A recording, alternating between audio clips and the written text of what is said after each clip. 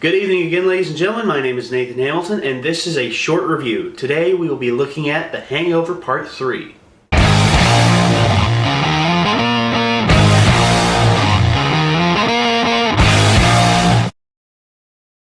Okay, I'm doing a new thing with my reviews now. I'm going to split the review up into three different sections. The pre-show, the presentation, and the afterthoughts. Now, the pre-show, I'm going to talk about, my expectations going in. Presentation, I'm going to talk about the movie itself and how I felt during it. And the afterthoughts is what I think of, what I feel after and, if they should keep going. Well, allow me to start this off right. Okay, my expectations going in, I had some pretty high expectations for this. I was expecting that this would be the redeeming film. That this would be the Ocean's 13 to the Hangover trilogy. I went in, I saw the preview, they were back in Vegas, and back in Vegas where it all started, and what a better way to end it, and they were gonna, go all out with this one, and I went in with that thought. Now, during the opening 10 minutes of this film, we know exactly what's going to happen.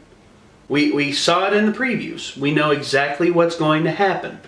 Now, with that being said, once you get past what you've seen in once we got past what I saw in the previews, there was actually a pretty good exposition for a while. I saw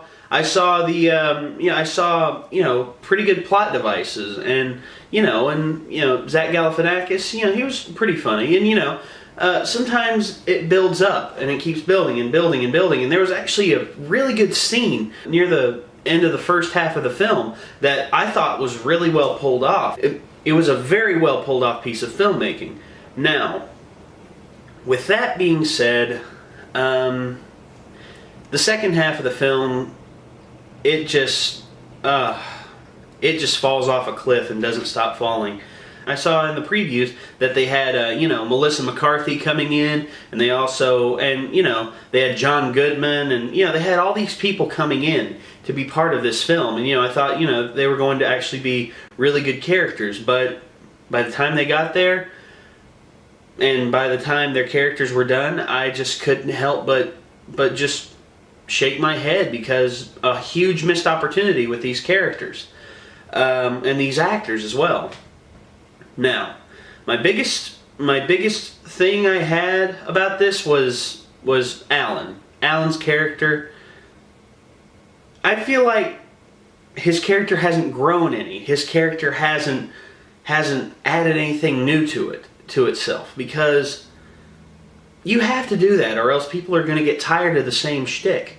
You see, Alan's biggest thing, what made him so hilarious in the first film, is that his awkwardness and his blatant obliviousness to his awkwardness, and just the silly things that happen to him, and that come out of his mouth, and everything that just made him funny in the first film, after you've seen it for 3 films, isn't as funny anymore.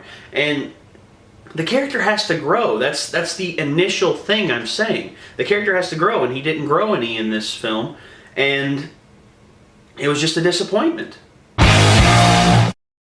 Afterthoughts. If this is the last Hangover film, so be it. They've shown on promotional photos and everything, like, this is the end. This is it. It all ends here. And they even say it in the movie. And, they say it in the previews and all this, and if this is all they could muster from this franchise, then let it be. Then let it be, and just, people will remember it, as a lukewarm trilogy. They'll remember the goodness of the first film, the sequelitis. I hate stealing a term from Ego Raptor. Sorry about that, Aaron. But sequelitis is it's such a horrible thing whenever a sequel which has a promising has promise, catches sequelitis, and it doesn't grow, and it just constantly rehashes, and it doesn't truly continue the story. It just rehashes and redoes, and twists that really aren't that innovative or anything. And if this is it for the Hangover franchise, so be it. Let it be. But overall, my afterthoughts, just disappointed. A pretty good premise and a good piece of tension and comedy build up by the end of the first half, and then in the second half it just falls apart and doesn't really go anywhere. But hey, this is just my opinion. I mean, honestly, people may watch this and may love it more than the first film, or love it more than the second film, or may think it's one of the best films of all time. But as for me, I just couldn't get into it because I've seen it all before. But hey, if it's your cup of tea, tell me about it. If you agree with what I've said, hey, comment, subscribe, and tell me what you think. But as for me, I'd say that's about it. I've rambled enough, and I'm just going to leave it at that.